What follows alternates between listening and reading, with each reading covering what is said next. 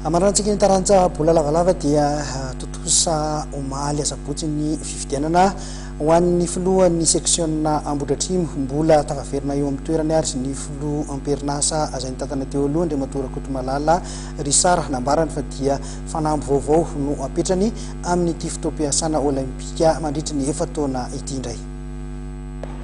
Ny fifidianana aloha dia anisany sembatsembana kely nataon'ireo olona zay saky latsaka ho kandida dia totosa soma tsara ihany.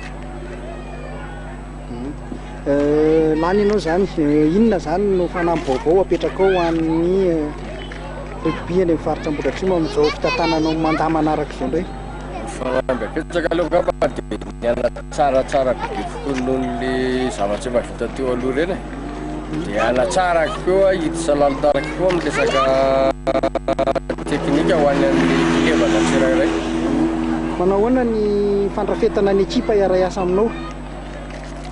Ny raha fandrefetana ny ekipa miara-miasa amin'ny tena indray aloha dia misy ireo le niaraka teo aloha mbola ho tazomina fa misy kosa ireo le efa nangatahan'ny filevana hoe ho ajanona dia tsy maintsy ajanona.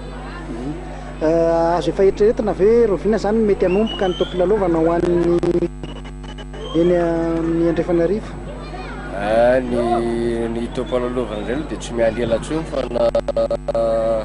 vao mahazo terrain fotsiny izay na ny farany herinandro iny ary satria efa betsaka ny zavatra efa nomanina tamin'le iny ty misy an'le anniversaire ny section iny le saky ataony tamin'ny heritaona iny dia iny no eritreretinay aloha ngamba.